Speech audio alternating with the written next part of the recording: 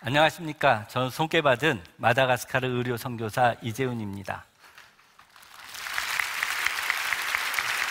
오늘 성경 말씀은 광야를 건너온 40년 동안 하나님께서 어떻게 인도해 주셨는지 기억하라고 하십니다. 제가 선교사가 된 지 딱 20년째입니다. 아직 광야를 다 건너온 거 아닌 것 같은데 지금 그동안에 하나님께서 저를 어떻게 인도해 주셨는지 기억하면서 우리에게 무엇을 가르쳐 주시는지 함께 나누고자 합니다. 먼저 제가 어떻게 의료 선교사가 되었는지 말씀드리는 게 좋겠습니다. 많은 사람들이 생각할 때 선교사가 된다고 하는 사람들은 믿음이 되게 좋고 훌륭해서 그렇게 되는가 보다 이렇게 생각할 수 있는데 저는 그 반대였습니다. 저는 믿지 않는 가정에서 태어났습니다. 그렇지만 혼자서 5살 때부터 교회를 다녔습니다. 어느 때부턴가 교회에서 전도하면 주는 책갈피, 성구가 적혀 있는 책갈피를 모으는 게 취미였습니다. 그래서 반 친구들, 새로운 학년이 될 때마다 우리 반 친구들은 저의 책갈피 수집을 위해서 한 번씩 교회를 왔습니다. 그런 친구 가운데 5학년 때 온 가정이 불교 가정인 친구가 하나 있었습니다. 그를 전도하기 위해서 거의 6개월을 매주 그 집을 찾아갔습니다. 그 친구 어머니가 야, 재훈이 불쌍하니까 교회 한번 가줘라. 그렇게 해서 그 친구가 교회를 나왔고 저는 책갈피 하나를 더 얻을 수 있었습니다. 그 친구와 아주 친한 친구가 되었습니다. 베프가 되었습니다. 그 친구와 내기를 했습니다. 누가 먼저 가족을 전도하느냐? 저는 제가 어렸을 때부터 교회를 열심히 다녔기 때문에 당연히 제가 이길 줄 알았는데 제가 졌습니다. 그 친구의 할머니부터 어머니, 아버지, 2 형과 한 여동생 하나 모두 불교 신자였는데 모두 다 교회를 나왔습니다. 저는 유일하게 우리 집에서 말을 꺼냈던 동생이 형 같은 사람이 교회 다니면 나는 평생 교회 안 가 그랬습니다. 그 후에 집에서 교회 이야기는 꺼내지도 못했습니다. 중학교 1학년 때 성경책을 읽다가 사도행전 16장 31절에서 주 예수를 믿으라 그리하면 너와 내 집이 구원을 얻으리라 이 말을 발견했습니다. 그래서 하나님께 따졌습니다. 하나님, 내가 주 예수를 믿는데 왜 우리 집은 구원을 못 받습니까? 그때 소리가 들렸습니다. 너의 믿음이 가짜니까 그렇다. 아니, 제가 왜 가짜예요? 이렇게 전도도 열심히 하고 이렇게 성경도 열심히 읽고 그러는데 왜 가짜예요? 그런데 제가 가짜라고 따질 때부터 제가 진짜 가짜인 것을 알게 됐습니다. 제가 잘한 것들은 모두 다 하나님께 잘한 것이 아니고 사람에게 잘 보이려고 잘했습니다. 내 내면에는 나의 욕심을 채우기 위한 욕망이 있었습니다. 가식과 위선과 그런 것들이 확연했습니다. 그래서 제가 진짜 가짜인 것을 알게 됐습니다. 진짜 가짜인 걸 알게 되니까 겁이 덜컥 났습니다. 가족 구원을 못하는 거는 고사하고 내 자신이 지옥에 갈 거가 너무나 겁이 났습니다. 그래서 하나님께 2판 4판 한번 걸어보기로 했습니다. 우리 성경책에 보면은 베드로가 그 제자들이 노를 저을 때 그 풍랑 가운데서 예수님이 물 위를 걸어오는 거가 있습니다. 그 베드로가 나도 물 위를 걸어서 주님께 가게 해주세요 하고 바다에 내려옵니다. 저는 그 모습을 보면서 그 당시 제가 했던 결단이 좀 이와 비슷한 결단이었다 생각합니다. 2판 4판 물 위로 뛰어들기로 했습니다. 물 위로 뛰어들었을 때 어떤 일이 발생합니까? 물속에 빠져서 깜깜한 바다에 아무것도 보이지 않고 길도 보이지 않는 곳에 가라앉습니다. 그때 주님께서 베드로에게 손을 내밀어 주십니다. 우리 주님은 자신이 길이라고 하셨습니다. 우리 크리스찬들은 세상은 이 길이 잘 되는 길이다, 저 길이 잘 되는 길이다 이야기하는데, 이 말씀을 생각해 보면 우리 크리스찬은 길을 찾을 필요가 없습니다. 물에 빠지면 길이 옵니다. 그래서 길이 손을 잡아줍니다. 우리는 그 길 위에 서 있기만 하면 안전한 길을 갈 수 있습니다. 어떻게 제가 물에 빠진 결단을 했을까요? 저는 하나님께 이렇게 말했습니다. 하나님, 내가 아프리카의 선교사가 될 테니까 나를 진짜로 여겨주세요. 그렇게 말했습니다. 그 당시에 제가 중학교 1학년 때만 해도, 그 당시만 해도 아프리카는 식인종이 있고 각종 맹수들과 뱀과 심지어 식물까지도 사람을 잡아먹는 걸로 알고 있었습니다.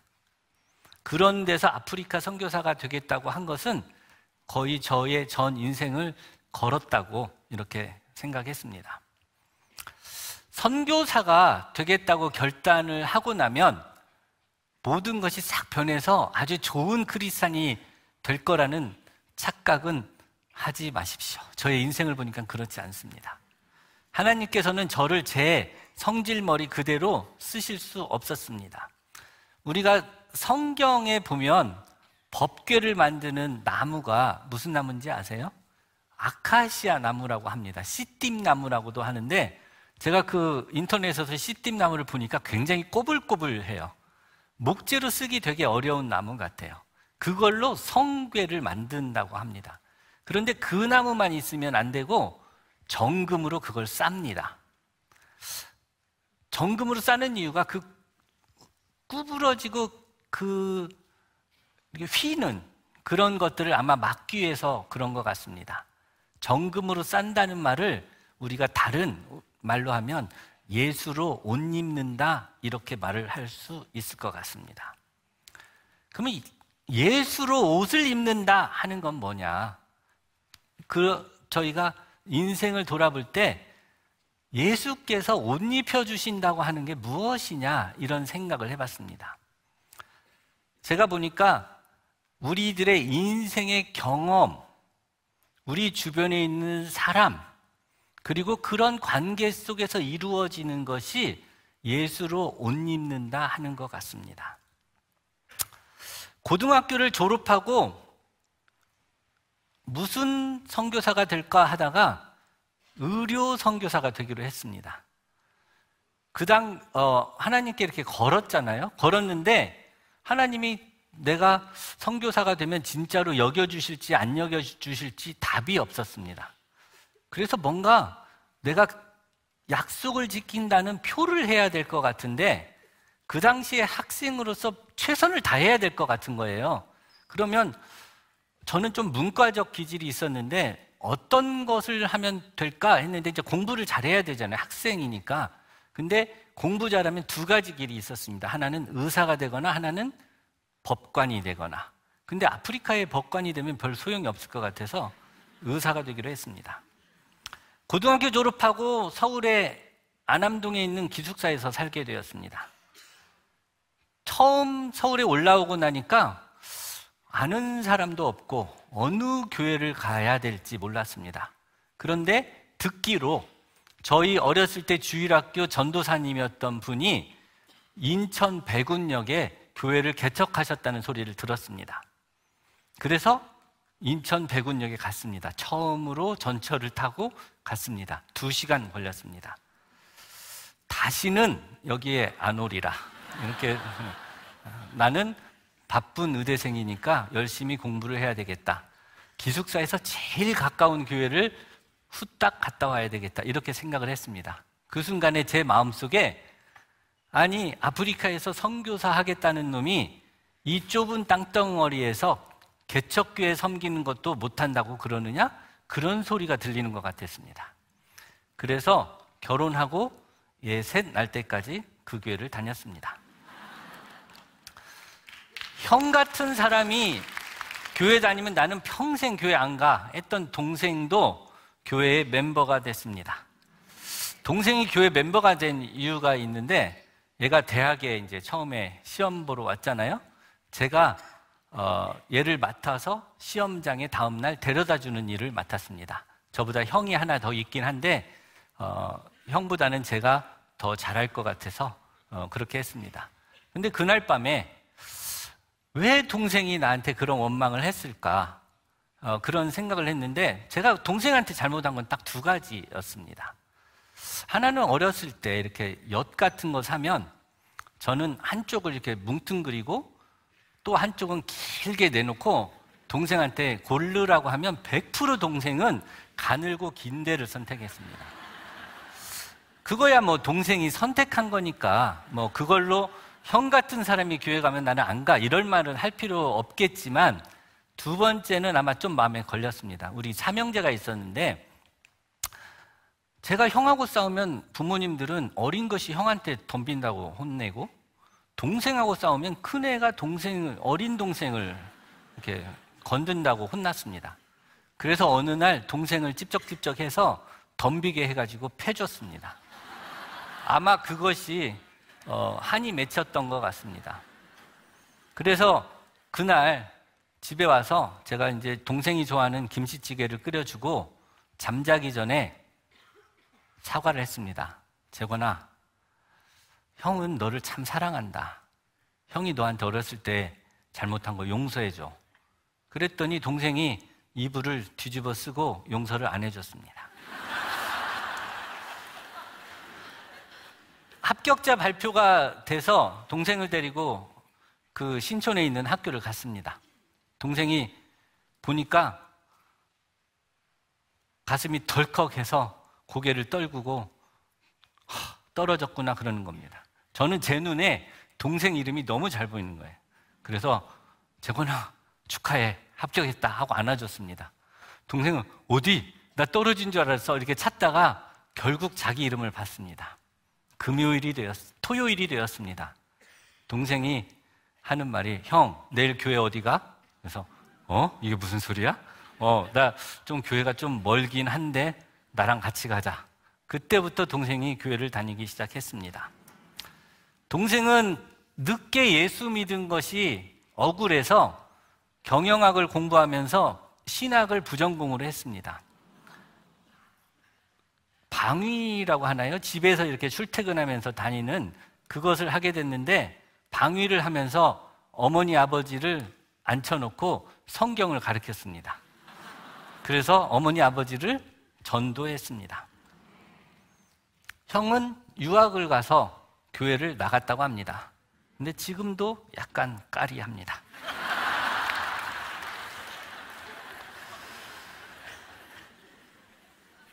제가 개척교회를 다니면서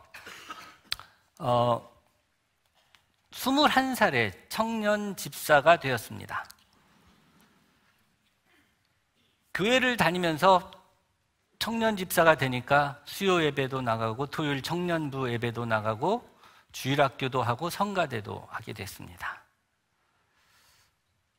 여름방학 때는 인형극을 배웠습니다. 이렇게 손가락으로 하는 인형인데, 두통이의 마음, 다윗과 골리앗 이런 거를 해서 인형극을 하면서 전도도 했습니다. 가장 제가 감동 깊게 개척교회를 섬겼던 기억은 목사님과 사모님이셨던 것 같습니다. 그 두 분이 아직도 자립하지 못한 그 개척교회에서 날마다 얼마나 성실하게 기도하는지, 얼마나 말씀 준비를 철저히 하는지, 그 말씀대로 본인들이 살아내시려고 하시는지, 한 영혼 한 영혼을 얼마나 사랑하시는지, 그런 것들을 너무 가까이 볼 수밖에 없었습니다. 교인수가 없다 보니까 너무 가까이 볼 수밖에 없었습니다. 그런데 그 기억이 제가 마다가스카르에서 어떤 일을 하더라도 포기하지 않는 어떤 그런 모델이 그분들이 되어주셨다고 생각합니다. 그것이 아카시아 나무 같은 저를 감싸고 있는 정금 같은 것이 아닌가 이렇게 생각을 합니다. 의대를 다니는 동안에 평생 동지를 만났습니다. 처음에 의대에 입학하니까 너의 꿈이 뭐냐? 이렇게 묻는 친구가 있었습니다. 그래서 나는 의료 선교사가 되어야만 해. 안 그러면 난 지옥 간다는 말은 빼고 의료 선교사가 되어야 해. 그랬더니 재훈아, 의료 선교사 되는 일이 쉽지 않다 그랬습니다. 그 당시에 저희 학년에서 의료 선교사가 되고 싶어 하는 친구들이 한 15명 정도 있었습니다. 우리가 한 140명쯤 됐거든요. 그런데 저희가 조사를 해봤습니다. 모든 학년에 다 10명 이상 의료 선교사가 된다고 했습니다. 그런데 그 당시에 실제로 선교사가 된 사람은 전 세계에 한국 의사로서 선교사가 된 사람은 10손가락에 뽑을 정도밖에 안 됐습니다. 왜 그럴까? 쉽지 않습니다. 그래서 그 친구와 함께 우리 서로 돕자. 우리가 이 의료 선교의 꿈을 포기하기 쉬운데 서로 지켜주자. 그렇게 해서 모임을 만들었습니다. 저희가 이제 캠퍼스 찬양 모임도 하고 선교사들을 지원하기 위해서 일일 찻집도 하고 그룹 과외도 했습니다. 그룹 과외를 이렇게 친구들끼리 나눠서 파트별로 나눠서 가르치니까 인기가 되게 좋았습니다. 그래서 선교사님들한테 차도 사드리고 오토바이도 사드리고 선교비도 많이 보낼 수 있었습니다.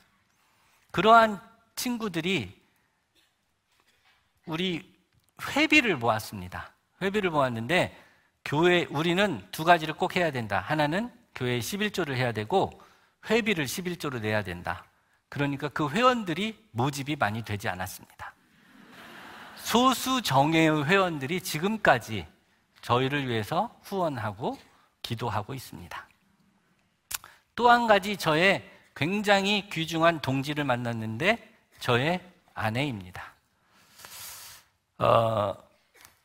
제가 그동안에 다니면서 이쁘고 지혜로운 수많은이라고 하면 은혜가 안 되니까 몇 명의 자매들에게 아프리카에 같이 가자고 제가 이야기를 했었습니다. 그랬더니 잘 다녀오시라고 했습니다.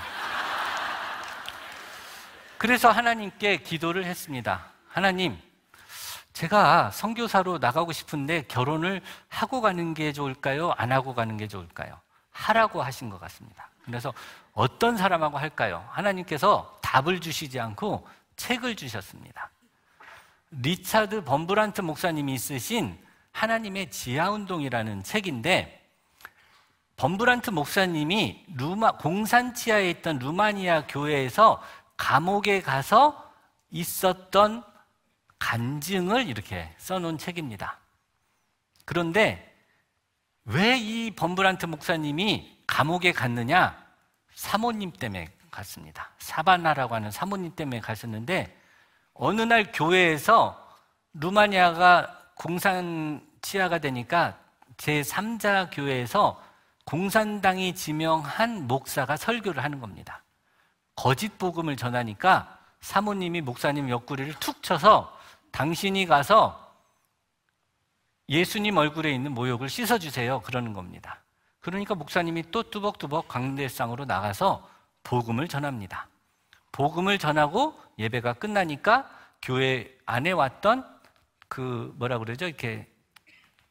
경찰, 비밀 경찰들한테 그 자리에서 잡혀서 감옥에 간 겁니다. 그런데 그 모습을 보고 아프리카의 선교사 아내 되려면 적어도 이 정도 배짱은 있어야 되겠다 생각을 했습니다.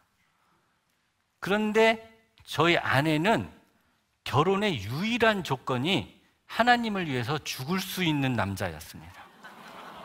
그래가지고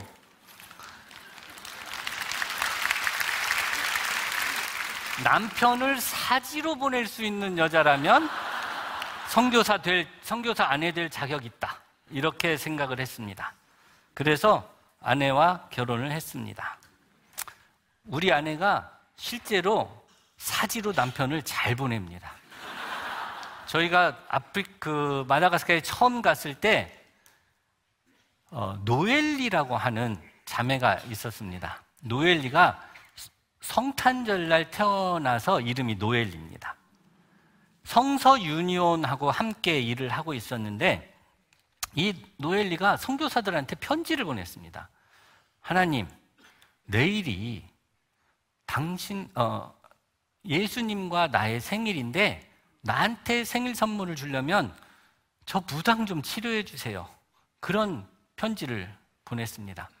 그 편지를 남아공에 있는 어떤 선교사가 보고 저한테 연락을 했습니다. 닥터리, 내가 어젯밤에 기도하다가 성령의 음성을 들었는데 네가 가서 고쳐주래. 그러는 겁니다. 그런데 제가 이제 그때 우리 팀 리더한테 상의를 했습니다.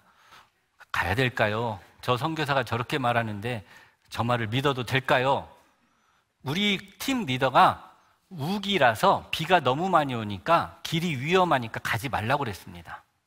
그런데 우리 아내는 가라고 했습니다. 그래서 갔습니다.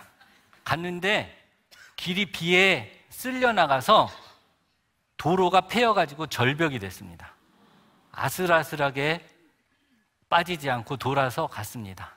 내리막길에서 차가 미끄러져서 그 수로에 빠졌습니다. 아무리 노력해도 차가 빼지를 못해서 밤새 차 속에 있었습니다. 그 다음날 아침에 비가 그치긴 했는데 여전히 길은 미끄러워서 차가 빠지지 않았습니다. 하나님께 기도했습니다. 하나님, 아니 그 무당을 치료해 주러 가야 되는데 차가 이렇게 꼼짝을 안 하고 있으니 어떻게 치료해 주러 갑니까? 기도하고 시동을 걸었더니 차가 빠졌습니다. 그래서 그 무당을 만나러 갔습니다. 무당은 다리에 궤양이 있었습니다. 우리가 정체성 궤양이라고 그래서 그 뭐라 그러죠? 정맥 우렬성 궤양 같은 겁니다. 제가 해준 거는 별로 없습니다. 그 탄력 붕대로 잘 감아줬습니다. 나았을까요? 안 나았을까요? 나았죠. 노엘리가 편지를 보냈습니다. 몇 주 후에 이 무당이 치료가 돼서 자기 성경 공부 반에서 공부를 하고 있다고 답장을 보내주었습니다. 이러한 경험이 저한테 조금씩 믿음이 생기는 계기가 되었습니다. 그러나 여러분, 아주 신실하고 용감한 남성분들에게 하는 이야기입니다. 아내를 맞이하시려거든 조심하셔야 됩니다. 각오가 좀 있으셔야 됩니다. 특히 그 아름다운 여자들이 갈수록 강해져서 아줌마가 됩니다. 아내와 우리의 같이 기도했던 동지들은 아카시아 나무 같은 저를 정금같이 싸는 정금이 아니었나 이렇게 생각을 합니다.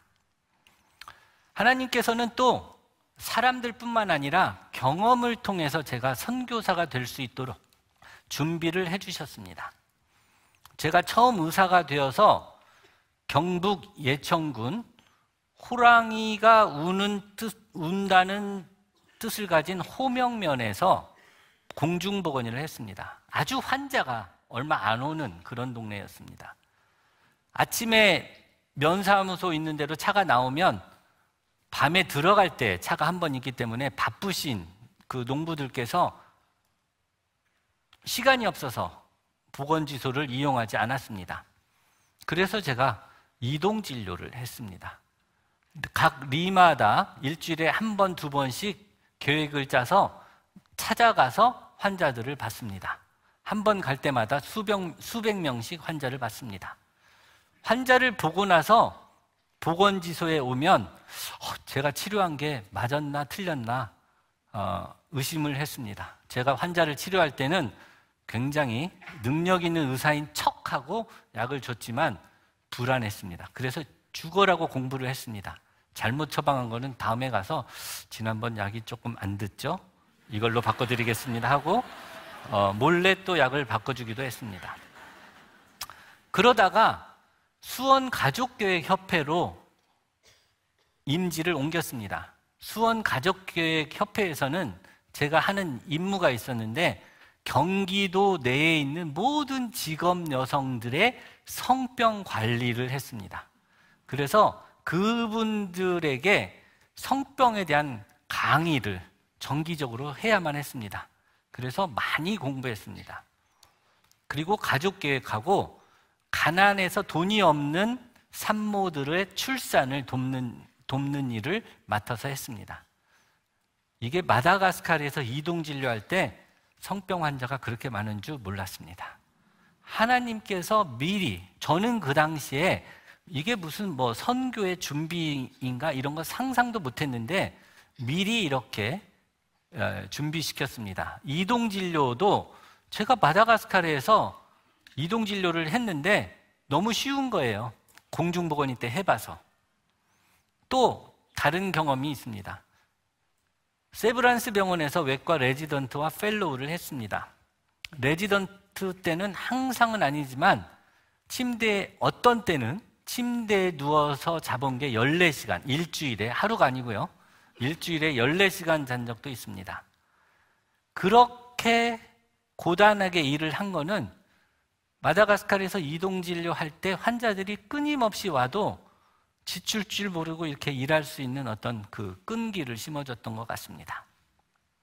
펠로우는 세브란스 외과 역사상 처음 있는 일이었는데 저를 아프리카 보내신다고 위장관, 대장학문, 간담도, 유방갑상선, 소아외과 파트에 펠로우를 하게 해주셨습니다.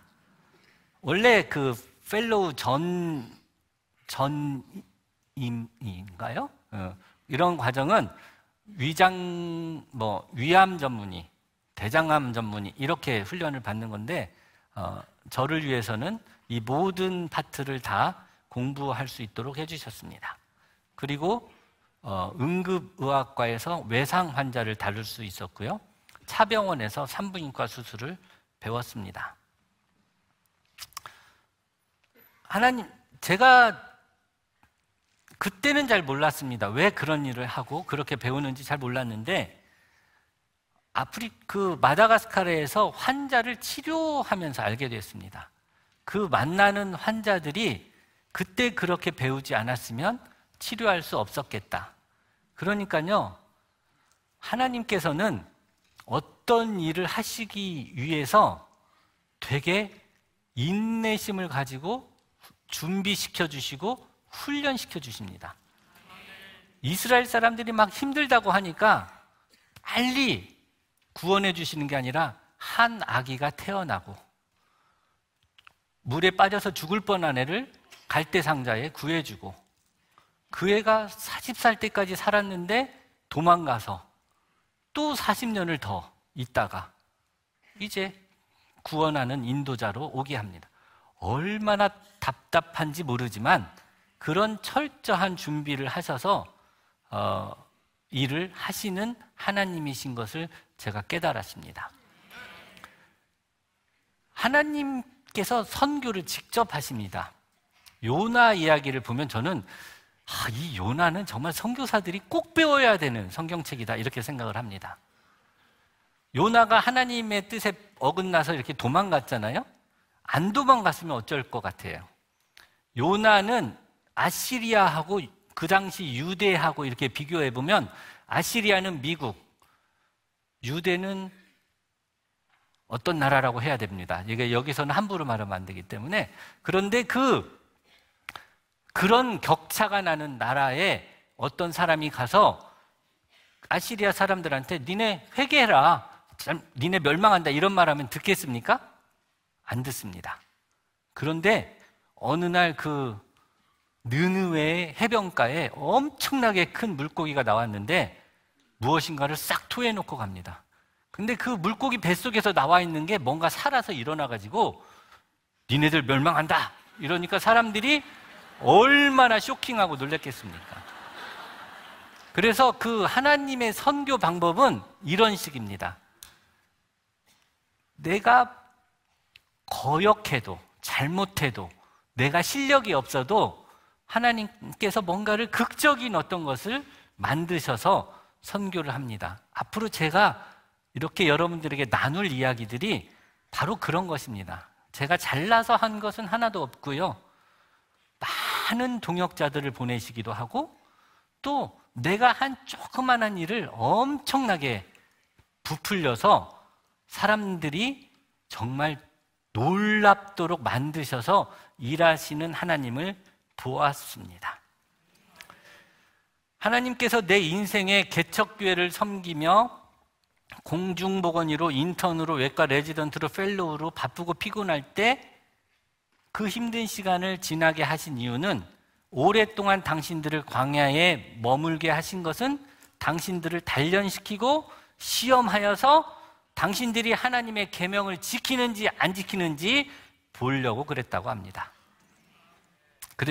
그래서 저는 항상 우리 후배들이나 우리 애들한테 이런 이야기를 합니다. 아빠가 경험해 보니까 그 당시에는 잘 모르지만 오늘, 지금 내가 하고 있는 일이 하나님 일하는 준비야. 그러니까 지금 너한테 어떤 일이 닥쳐도 최선을 다해서 해라. 어렵고 힘든 일일수록 더 좋아. 그러면 네가 더 크고 위대한 일을 할 수 있을 거야. 그렇게 이야기를 해줍니다.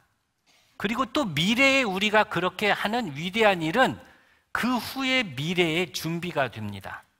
저는 그래서 우리가 지금 닥치고 있는 이 순간, 그리고 우리에게 벌어진 이 모든 환경, 이 환경이 혹시 다른 사람들보다 너무 나쁘다고 생각하면 더 좋습니다. 이러한 환경을 하나님께서 베풀어 주신 이런 무대라고 생각하시고 여러분들이 최선을 다해서 주인공처럼 연기하시기 바랍니다. 그렇게 연기하는 것이 예수로 옷 입는 겁니다. 우리 실체를 보여주면 너무나 부끄러워서 보여줄 게 하나도 없는데 우리는 연기할 수 있잖아요. 예수로 옷 입을 수 있습니다. 그래서 우리가 보여지는 게 아니고 옷 입은 예수가 보여지는 것입니다. 그런데 저는 학생 때 과천에서 살았습니다. 결혼하고 장모님이 계신 반포로 이사를 갔습니다. 우리 아이들을 쉽게 부탁드리기 위해서입니다. 펠로우 때는 장모님이 멀리 남양주로 이사를 가셔서 우리가 남양주로 이사를 갔습니다. 과천, 반포, 그러면 여러분들 뭐 생각나는 거 없으세요? 아주 비싼 아파트. 맞습니다. 문제는 저희가 이사 간 다음에 값이 올랐다는 겁니다.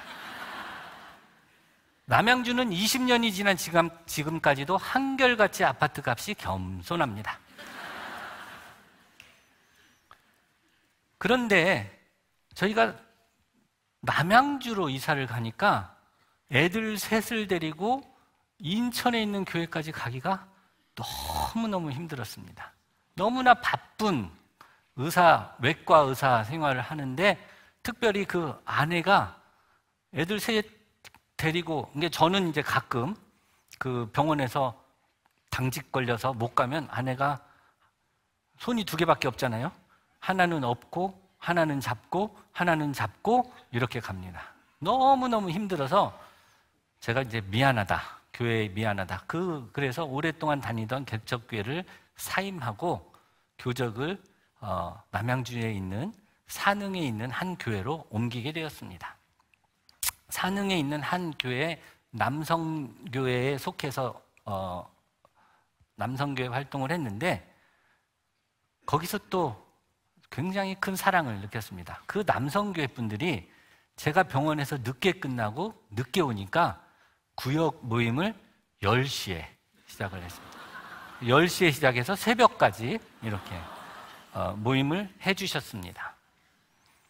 제가 펠로우를 마치고 이제 선교사로 나간다고 했을 때 그때가 마침 그 교회 50주년 개교라고 하나요? 교회 건축 50주년이 된 때입니다. 그래서 저희를 50주년 기념 파송 선교사로 전액을 후원해서 저희를 선교사로 보내주셨습니다. 만약에 그 교회가 없었으면 저희는 선교사로 첫 발을 내딛기가 굉장히 어려웠을 것 같습니다. 의사니까 의사 친구들한테 후원을 쉽게 받아서 잘 갈 것이다 생각했는데 그렇지 않습니다. 어렵습니다. 그리고 이게 전화 걸 시간도 없습니다. 그런데 그 교회에서 그렇게 우리를 후원해 주셔서 저희가 이렇게 선교사가 되었고 오늘 이렇게 말씀을 전할 수 있게 되었습니다. 마다가스카르에 갔는데 제가 외과 의사니까 수술도 하고 치료도 해야 되니까 도구가 있어야 되잖아요. 그런데 또 제가 모임을 하고 있는 그 모임에 있는 어떤 분이 산부인과 선생님이셨습니다. 저희 선배님이셨는데 산부인과를 정리하시면서 그 병원에서 쓰던 모든 수술 도구며 재료를 저희한테 보내주셨습니다. 이게 제가 의도한 것도 아니고 그런데 하나님께서 무엇인가 하실 일이 있어서 그렇게 하신 것입니다. 제가 그 도구를 가지고 마다가스카르에서 15년이 넘게 이동 진료를 할 수 있었습니다. 만약에 그것이 없었으면 어떻게 환자를 치료하고 다녔겠습니까? 그런데 이렇게 한 번 온 물건이 15년 동안 계속 쓸 수 있겠습니까? 또 한 NGO 단체가 있었습니다. 그 NGO 단체에서는 최선을 다해서 때 맞춰서 마다가스카르로 직접 오셔서 저와 함께 환자를 봐주시기도 하고 또 필요한 물품을 공급하시기도 하고 마다가스카르에서 치료하기 굉장히 어려운 환자들이 있으면 그 단체에서 환자를 초청해서 한국에서 치료도 해주셨습니다. 이런 분들을 왜 만나게 하셨을까? 이분들이 그렇게 이런 분들을 하나님께서는 주변에 모이게 해주시고 엮어주셔서 함께 일하게 해주셨습니다. 마다가스카르에는 의사가 굉장히 부족합니다. 인구가 3천만 명 되고요. 땅은 우리나라 남한의 6배 정도 됩니다. 의학교육의 인프라도 굉장히 부족하고 국가 재정도 부족합니다. 의사들 대부분이 어디에서 일하겠어요? 돈을 벌 수 있는 도시에만 있고 인구의 80%가 살고 있는 시골 지역에는 의사 만나기가 아주 힘듭니다. 2006년부터 마프라고 하는 미션 애비에이션 펠로우십 그것을 비행 선교단이라고 비행 청소년 말고요. 비행 선교단이라는 단체하고 하버에이드라는 단체가 있습니다. 하버에이드는요. 그 수륙 양용 보트 하버크라프트라는 배가 있거든요. 이렇게 수륙 양용 보트를 타고 복음을 전하는 그런 단체가 있습니다. 그 단체하고 제가 속해 있던 아프리카 오지 선교회라는 단체가 세 단체가 연합을 해서 마다가스카르 메디칼 사파리라고 하는 공동 선교 프로젝트를 하기로 했습니다. 그래서 마프는 비행 선교단은 우리를 오지에 데려다 줍니다. 그 오지에 가면 활주로가 이렇게 있는 게 아니고 그냥 풀밭에 경비행기가 이렇게 내립니다. 하버에이드는 텐트를 치고 숙식을 해주고 우리를 그곳에서 필요한 곳으로 이렇게 하버크라프트를 타고 옮겨주는 일을 했습니다. 저희는 약품과 수술도구와 이런 것들을 챙기고 가서 환자를 치료해주는 그런 일을 했습니다.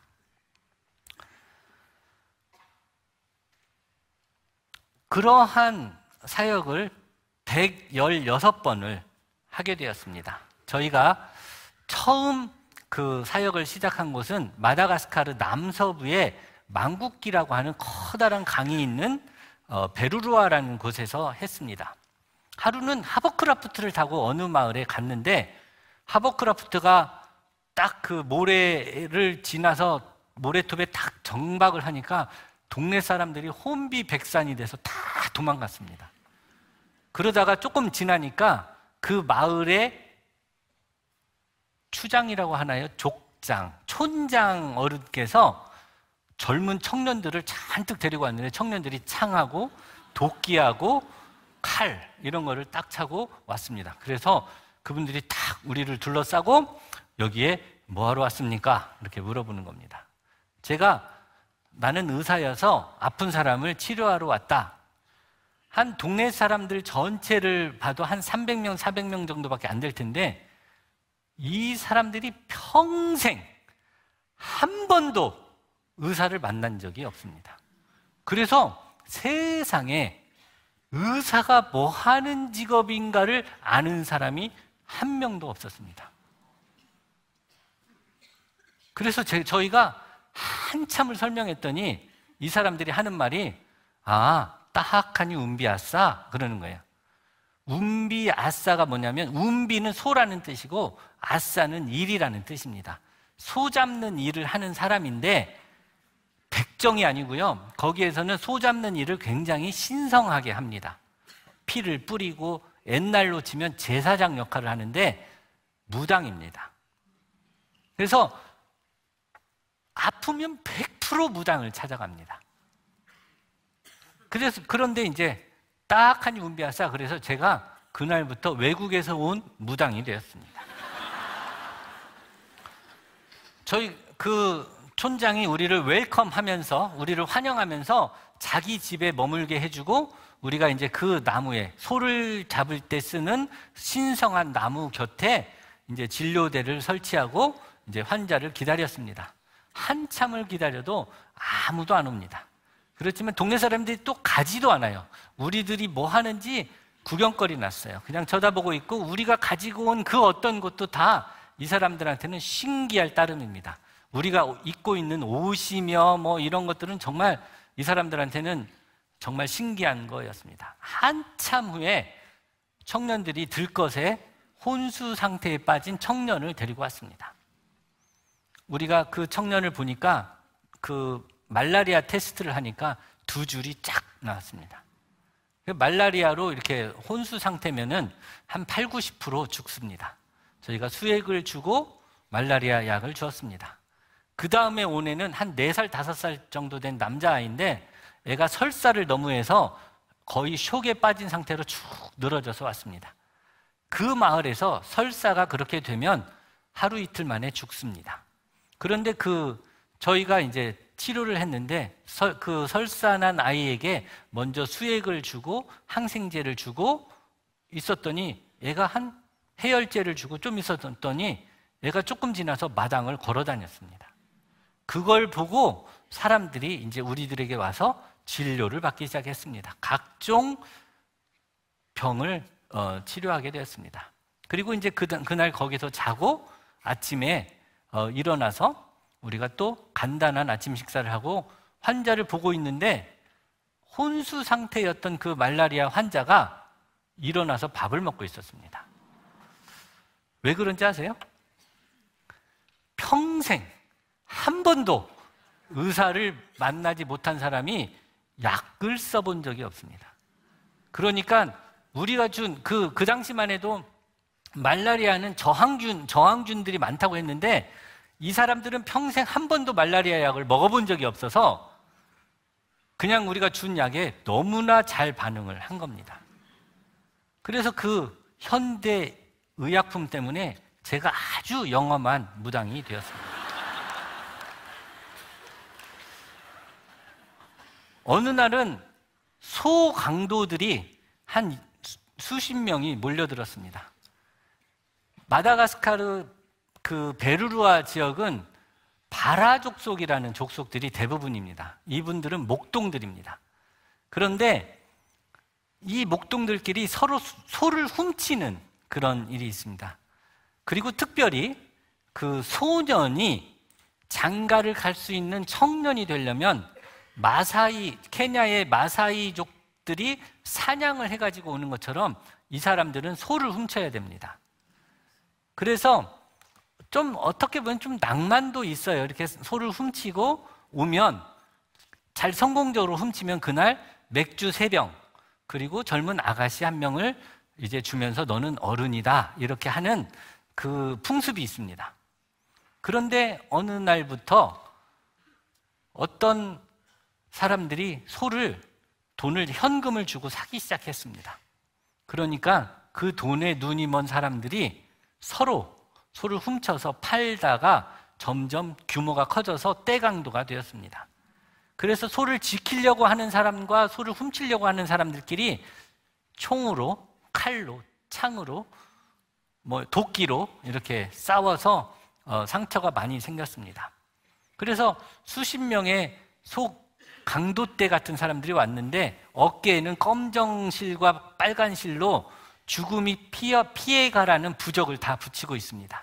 이렇게 많이 뛰어다녔기 때문에 엄청난 채취를 풍기면서 들어왔습니다. 저는 중환 환자부터 치료를 했습니다. 중환 환자부터 한참 정신없이 치료를 하고 있었더니 한 반절 정도 되는 사람들이 사라졌습니다. 나중에 알고 보니까 사라진 사람들은 동네 소를 잃어버린 마을 사람들이었고, 이 사람들은 강도였는데 내가 강도를 치료해 주니까 외국에서 온 무당이 강도 편이구나 이렇게 생각해서 다 도망갔던 겁니다. 그러니 그런 오해를 풀기 위해서 다음날 그 사라졌던 환자가 있는 마을로 저희가 찾아갔습니다. 찾아갔더니 동네 사람들이 깜짝 놀랐습니다. 원래 누가 외국인이 찾아오는 것도 되게 영광스러운 일이긴 하지만 우리가 적이라고 생각했는데 이렇게 찾아온 걸 보고 굉장히 놀랐습니다. 우리는 그곳에서 다친 환자들을 다 치료해 주었습니다. 그 마을은 그때부터 우리하고 가장 협조적인 주민들이 되었습니다. 나중에 그 크리스찬이 한 명도 없다는 베르루아에 교회가 5개가 생기고, 특별히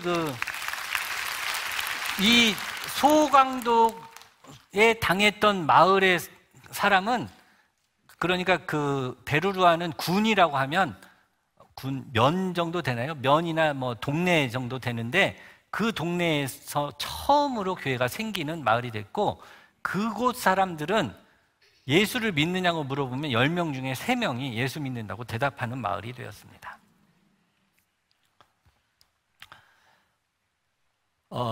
베르루아 지역에서 남자들은 소를 많이 가지고 있으면 축복받은 사람이라고 생각을 합니다. 여자들은요, 애를 많이 낳으면 축복받은 사람이라고 생각합니다. 그래서 보통 애를 한 13살, 4살, 5살 때부터 애를 낳습니다. 남편이 없어도 애가 많으면 되게 자랑스러워합니다. 그리고 애를 많이 낳은 미혼모는 아주 부자한테 시집을 잘 갑니다. 왜냐하면 부자들은 자기가 또 소도 많고 지켜야 되기 때문에 사람이 많이 필요합니다. 딴 사람 말고 자기 자식들이 있으면 되잖아요. 그래서 애를 많이 낳은 여인이 애를 데리고 시집을 오면 너무너무 좋아합니다.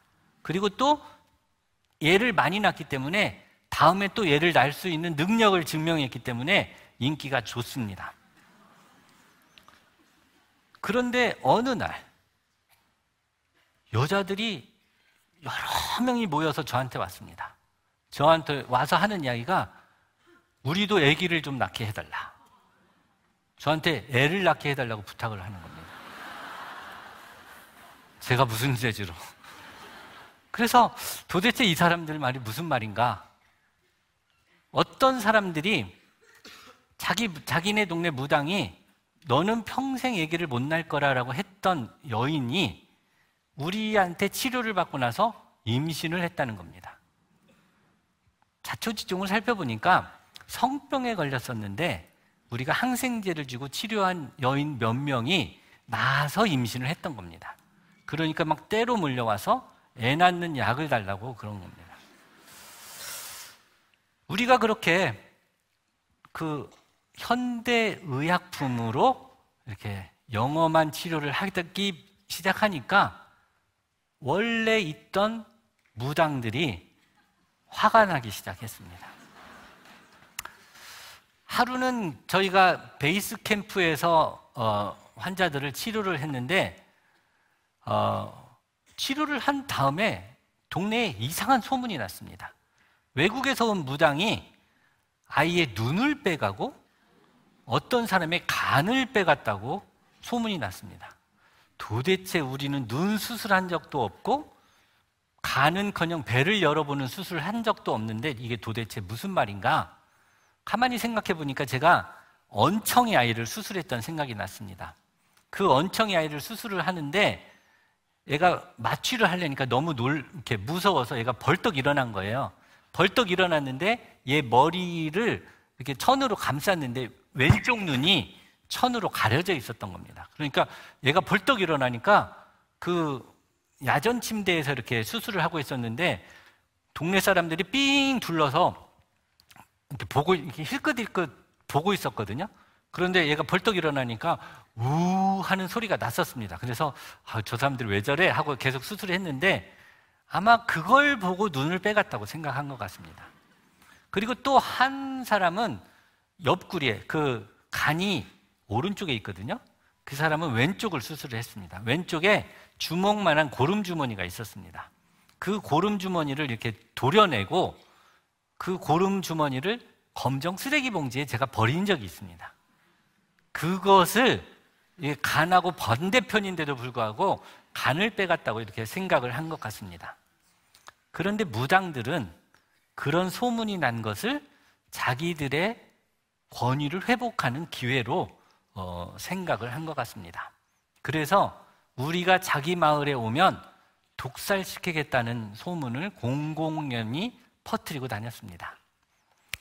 함께 우리랑 일을 하는 마프 디렉터, 독일 사람 제이콥이라는 그 디렉터가 있었는데 이 외국 사람들은 우리는 너 죽어 이런 말 해도 별로 안 무서워하잖아요. 하도 그런 말 많이 하니까. 그런데 이 독일 사람들은 너 죽여 그런 소리를 하니까 굉장히 심각하게 이걸 받아들였습니다. 그래서 저를 불러서 다음 달에 미션 캔슬해야 되겠어. 닥터리 너는 다시는 베르루아 가지 마. 너 갔다가는 독살당할 위험이 있어. 그러는 거예요. 근데 그때 제 마음속에 하나님이 너 아프리카에 선교사 된다고 그랬는데 무당이 너 이렇게 협박하면 안 갈래? 이렇게 말하는 것 같아요. 그래서 제가 제이콥한테 이랬어요. 제이콥, 난 선교사야. 무당이 그런다고 내가 선교사가 안 가면 어떻게 선교를 하겠니? 나는 죽어도 갈 테니까 가자. 제이콥이 그래? 그래도 안 되겠는데? 그러면서 조건을 걸었습니다. 네가 가서 그곳의 헌병대장, 경찰, 도지사, 시장, 마을 어른들한테 너희 팀이 가면 보호해 주겠다는 사인을 받아 갖고 와라. 사인을 받아오면 우리가 계속 거기서 하자. 그렇게 했습니다. 그래서 하루는 팀을 안 데리고 가고 그 사인만 받으러 저희가 그 베르루아에 다시 내려갔습니다. 그래서 이제 각 그 단체장들을 찾아다니면서 우리를 보호해 주겠다는 사인을 받았습니다. 동네에 갔더니 동네 어른들은 글을 몰라요. 그래서 이게 뭐냐? 그러니까 우리가 오면 우리를 보호하겠다고 한다. 사인을 못해요. 사인이 없어요. 그래서 손으로 이렇게 우리가 이렇게 해줬습니다. 이렇게 동그라미를 막 몇 개 이렇게. 그렇게 해서 우리가 이제 그 베이스 캠프로 이렇게 돌아왔는데 베이스 캠프에 돌아오니까 어떤 한 어른이 아이 환자를 한 명 데리고 왔습니다. 그 아이 환자는 목에서부터 허리까지 고름이 이렇게 가득 찬 그런 아이였습니다. 그래서 제가 미안하다. 오늘은 우리가 약을 안 가져왔네. 다음 달에 우리가 올 테니까 그때 아이를 데려오면 우리가 치료해 줄게. 그랬습니다. 그랬더니 그 어른이 아니, 너네가 기도해 주면 되잖아. 그러는 거예요. 저도 여러분 같이 이 사람이 크리스찬인가? 이렇게 생각을 했습니다. 그래서 당신 크리스찬이냐? 물어봤어요. 왜냐하면 그 당시에 거기는 크리스찬이 없다고 알고 있었거든요. 그러니까 아니? 근데 왜 기도해 달라고 부탁을 합니까? 그러니까 니네들 기도로도 치료를 하잖아. 이렇게 말을 하는 겁니다. 저희가 이제 의료팀이 이렇게 치료를 할 때 선교팀이 환자들 한 명씩 한 명씩 놓고 이렇게 기도를 해주니까 우리 팀은 기도로 치료를 한다 이런 소문이 났던 겁니다. 그래서 이제 저한테 기도를 해달라고 하는 것입니다. 그래서 저는 갑자기 기도를 내가 한다고 얘가 나을까 생각을 했지만 선교사니까 선교사가 뭐 기도를 해달라는데 안 해줄 수도 없고 그래서 아이의 머리에 손을 얹고 기도를 해주었습니다. 기도가 딱 끝나고 제가 주머니에 손을 이렇게 넣었는데 주머니에 그 물에 타먹는 항생제가 한 병 있는 거예요. 이 항생제가 왜 여기 들어있지? 저는 꿈에도 생각을 못했습니다. 나중에 생각이 났는데 우리 마다가스카르에 보면은 공항에 가는 길에 깜식이네 주막집이라는 한인 식당이 있습니다. 그 집 아저씨가 자기네 막내딸이 편도선이 부어서 많이 아프다고 그래서 전화를 했습니다. 그래서 제가 그러면 내일 아침에 어차피 공항 가는 길이니까 가다가 약을 주고 갈 테니까 기다리세요 했는데 제가 깜빡 잊고 주머니에 약만 넣고 왔던 것입니다. 그래서 약이 있으니까 그 약을 물에 타서 먹으라고 했습니다. 사실은 그런 약을 한 14병쯤 먹어야 낫는다고 알려져 있습니다. 다음 달에 저희가 이제 의료팀을 꾸려서 이번에는 비행기로 안 오고 차로 내려왔습니다. 그래서 베루루아 들어가기 전에 강을 건너는 그 전 마을에 판자카나라고 하는 마을이 있는데 그 마을까지 저희가 왔더니 갑자기 누가 우리 차를 세우는 겁니다. 그때까지만 해도 아직도 우리를 독살한다는 위험이 없어졌는지를 몰랐기 때문에 저희는 겁이 덜컥 났습니다. 아무도 차에서 꼼짝을 못하고 있는데 어떡합니까? 제가 대표니까 제가 문을 열고 나왔습니다. 이 남자가 뭐라고 하는데 저도 겁이 나서 하늘이 하얗게 느껴지는 걸 느꼈습니다. 다리에 힘이 풀리고 그랬는데 내가 말귀를 못 알아들으니까 이 남자가 어떤 아이를 부르더니 옷을 막 벗기는 겁니다. 그 아이가 보니까 한 달 전에 왔던 그 아이. 그런데 그 피부병이 어린아이 피부같이 싹 나와버린 겁니다. 문제는 제가 항생제를 안 주었으면 진짜로 기도로 치료한 영험한 선교사가 되는 건데 항생제를 줘서 이게 기도 때문에 나았는지 항생제 때문에 나았는지 아직도 미스테리입니다.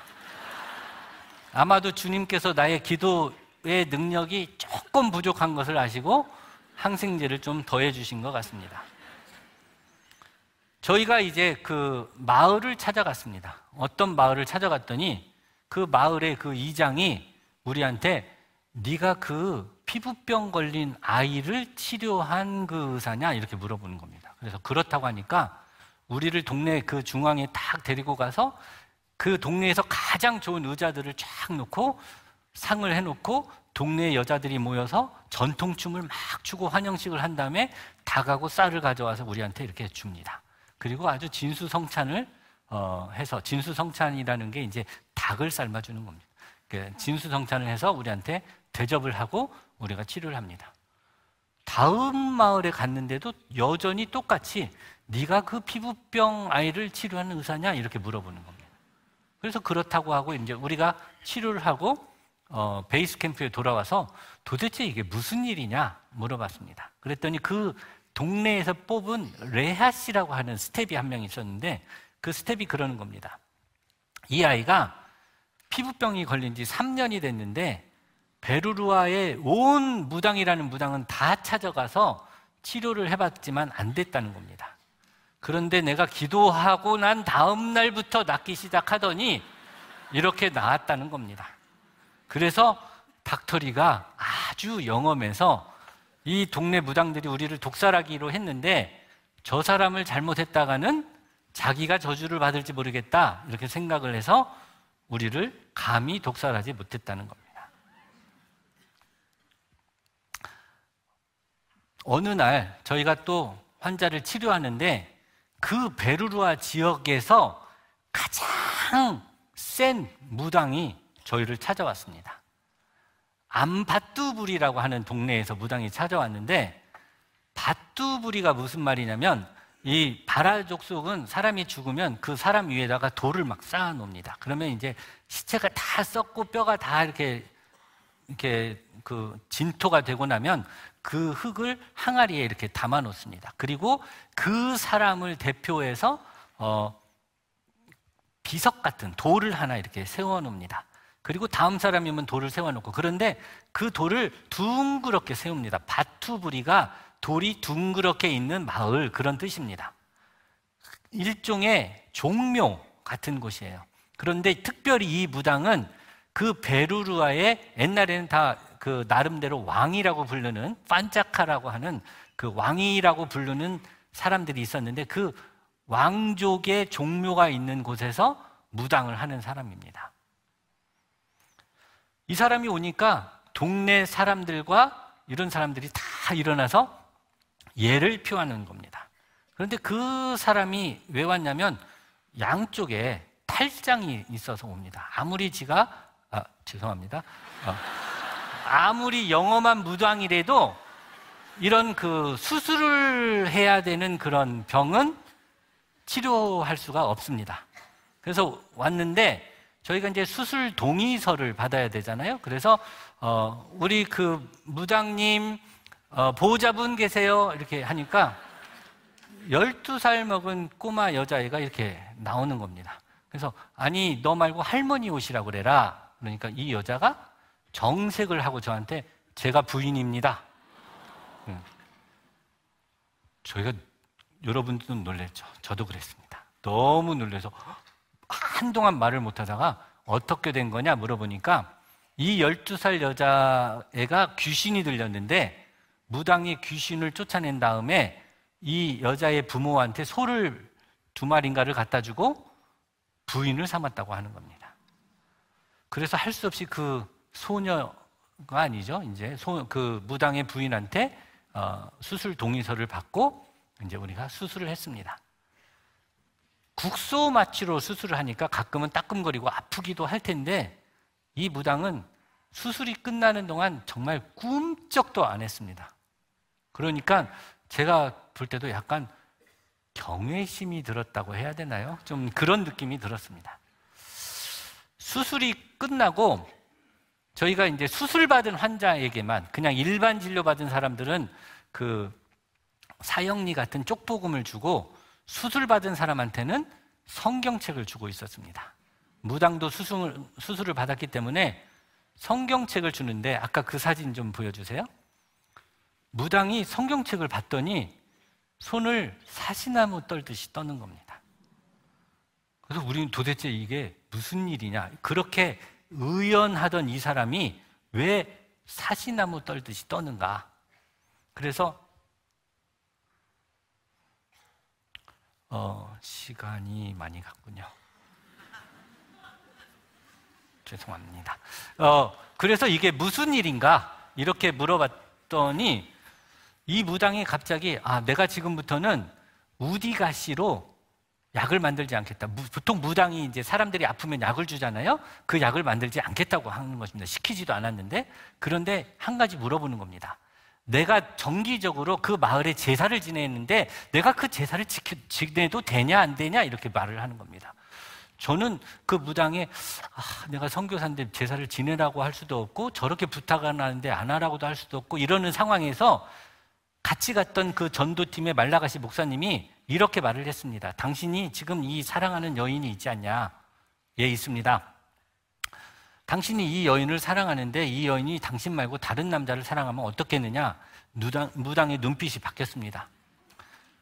창조주 하나님이 당신을 사랑하는데 당신이 창조주 하나님 말고 다른 신을 섬기면 어떻겠느냐? 그러니까 무당이 한참 있다가 알겠습니다 하고 일어나서 아내 손을 잡고 갔습니다. 가기 전에 저희한테 우리 마을에 꼭 와주십시오 그랬습니다. 우리는 또 속으로 독살하려나? 이렇게 생각을 했지만 그래도 아마 치료를 받았으니까 융성한 대접을 해주겠지 이렇게 생각하면서 가겠다고 했습니다.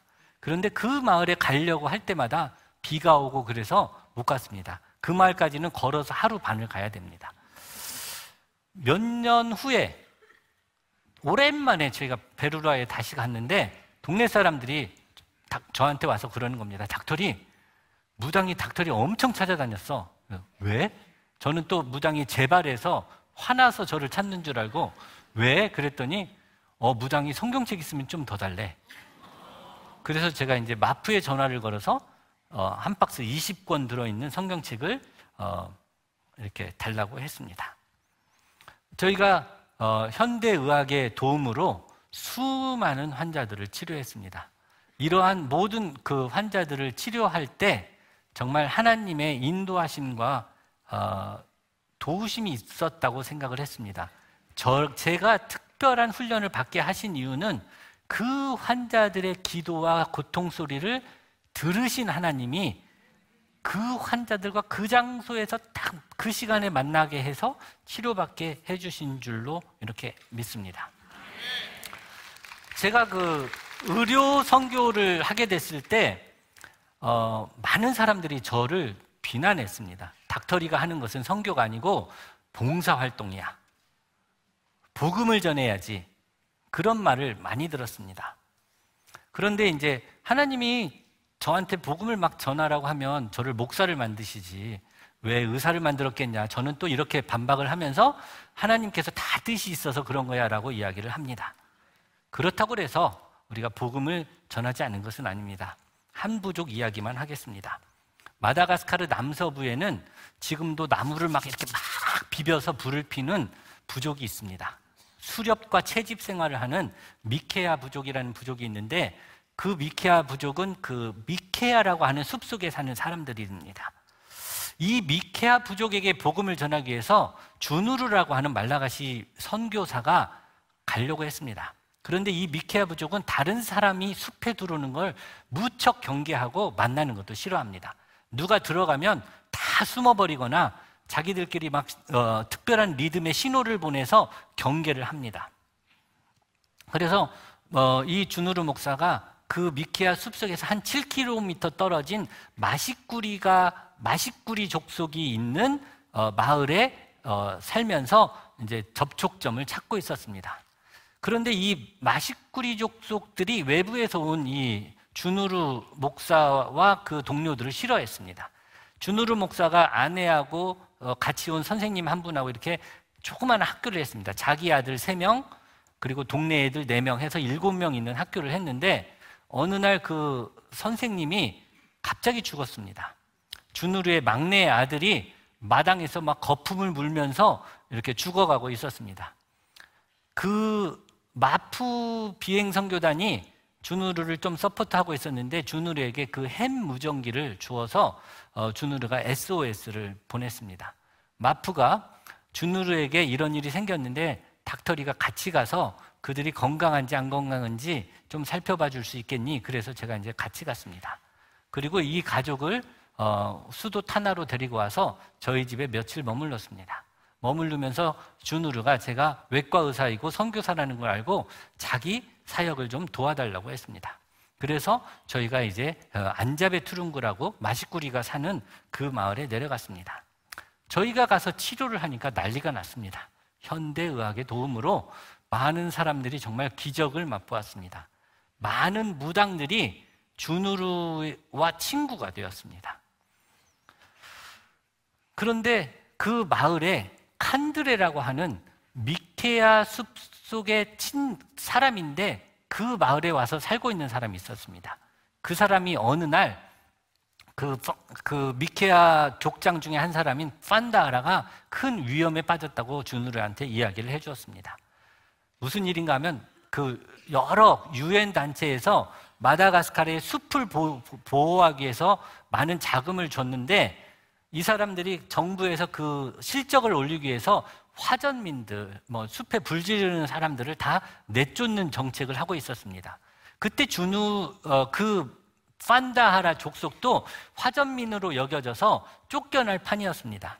이때 주누르가 그 관리들 앞에서 이 판다하라 부족은 숲을 사랑하는 부족이고 불도 안 가지고 다닌다. 이게 나무로 비벼서 피는 사람들이지 불 지르는 뭘 들고 다니는 사람이 아니다. 이렇게 변호를 해주어서 이 사람들이 이제 친구가 되었습니다. 그런데 어느 날 이 숲속에 있는 사람들이 많이 아프다고 연락이 왔습니다. 그래서 주누르가 저한테 숲에 들어가서 진료를 해달라 그랬습니다. 그래서 제가 가서 이제 진료를 해주니까 또 난리가 났습니다. 많은 사람들이 해열제 같은 걸 먹고 막 열이 펄펄 끓고 머리 아프던 사람들이 이 사람들의 표현은 그렇습니다. 우리가 해열제 먹으면 머리가 개잖아요.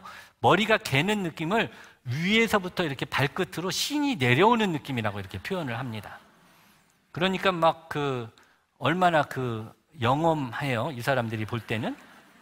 그러니까 문제는 이 판다하라랑 같이 살고 있는 무당이 괴로워졌습니다. 그래서 이 사람들이 섬기고 있는 신의 이름이 뚠뿌니 알라라는 신이거든요. 번역하면 숲의 주인이라는 뜻인데, 숲의 주인이 화가 나서 너희를 떠났기 때문에 나도 떠난다 하고 이 무당이 떠나버렸습니다.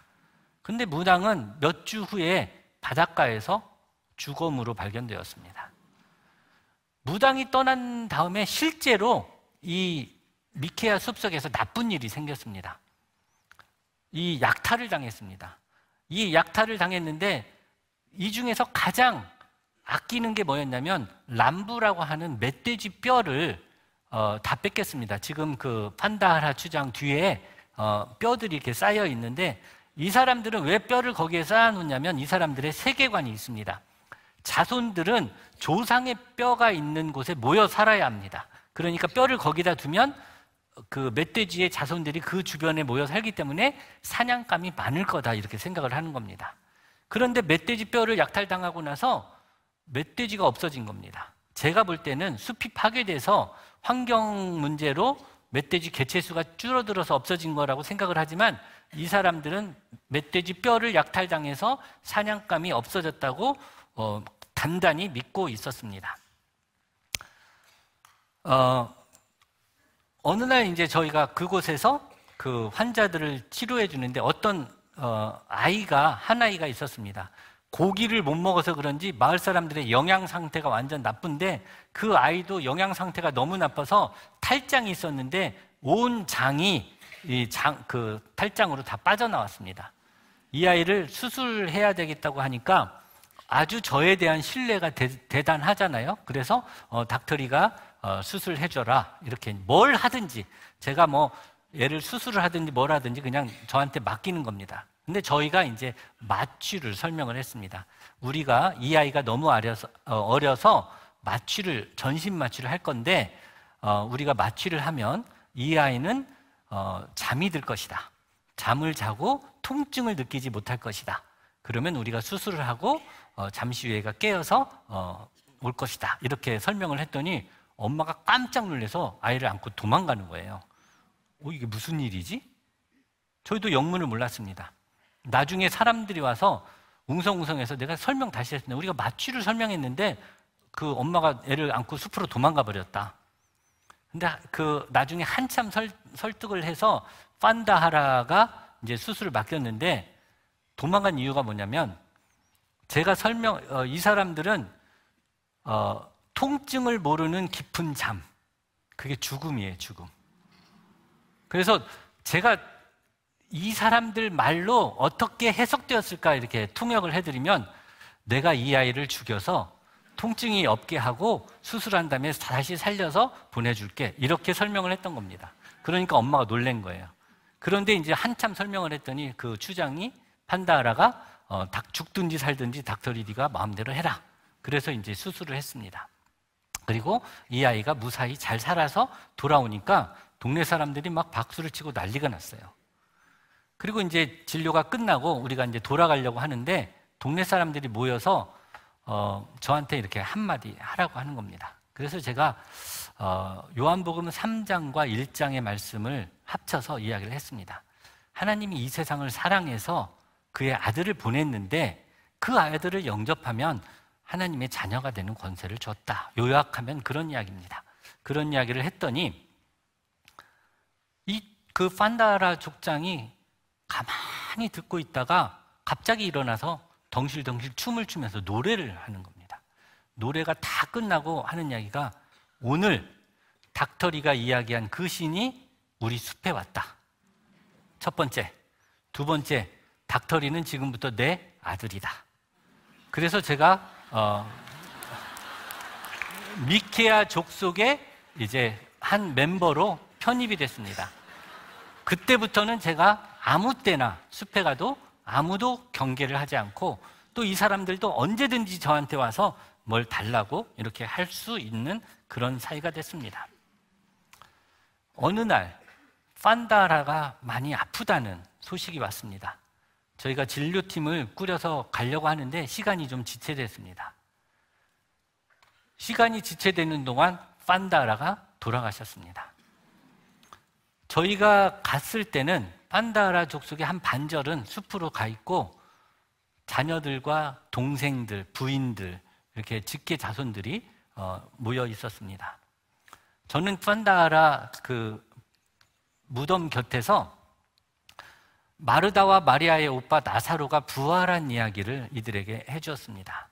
그리고 판다라가 숲속에서 닥터리가 전했던 그 신, 예수를 믿기로 했다는 것을 상기시켜 주었습니다. 그 중에는 판다하라가 노래하고 춤출 때 그 보았던 증인들도 있어서 그들이 그 사실을 인정해 주셨습니다.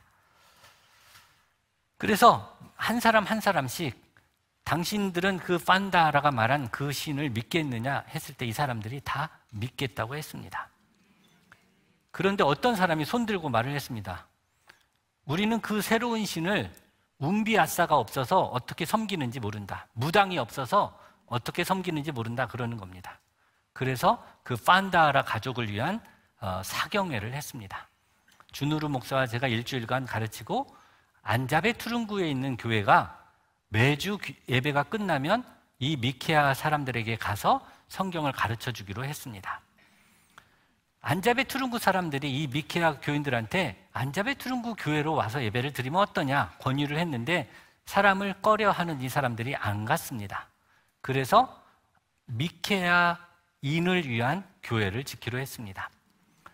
코로나가 시작된 지 1년 반이 지나고 저희가 한국에 왔는데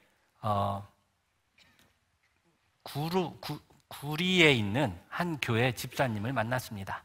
이분들은 인도에 교회를 지으려고 하고 있었던 분인데 인도에 교회 지을 길이 막혀가지고 저희를 만나서 마다가스카르에 교회를 하나 짓고 싶은데 가능하겠습니까? 이렇게 묻는 것이었습니다.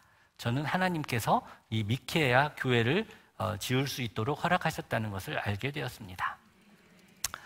저희가 그렇게 이동진료를 하면서 많은 사람들을 돕기도 했지만 알겠습니다. 저희가 이제 그 마다가스카르 대학병원을 위해서도 많은 일들을 했습니다.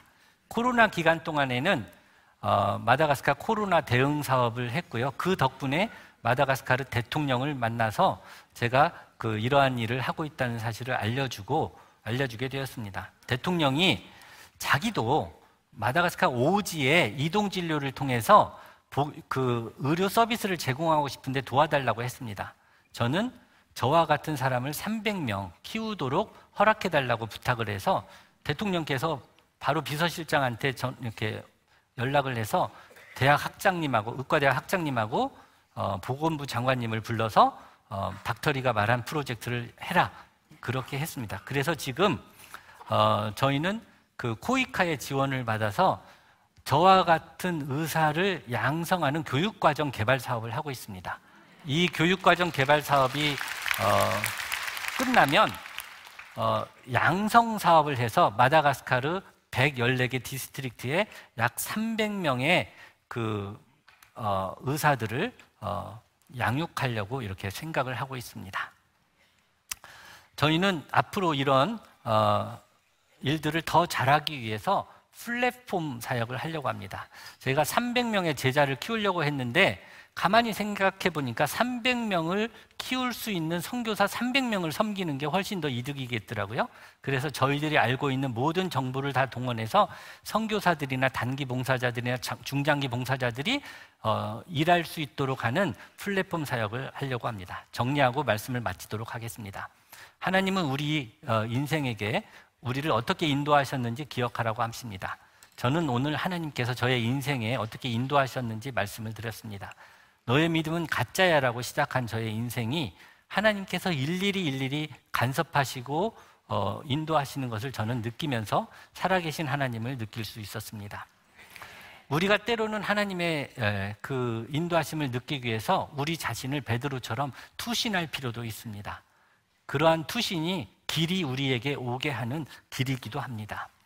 우리의 환경과 우리의 주변의 사람들은 우리를 정금같이 싸는 옷과 같습니다. 그래서 그분들을 예수 그리스도라 생각하시고 여러분들이 일하시면 주님의 인도하심을 받을 줄로 믿습니다. 기도하겠습니다. 고마우신 아버지 하나님, 부족한 제가 오늘 주님께서 인도하신 것을 이렇게 나눴는데 주님께서 함께하여 주셔서 우리 다니엘 기도에 참석하시는 모든 분들이 매일매일 인도하시는 주님의 세세한 인도하심을 느끼고 살아가게 하여 주시고 날마다 승리하게 해 주시옵소서. 예수님의 이름으로 기도했습니다.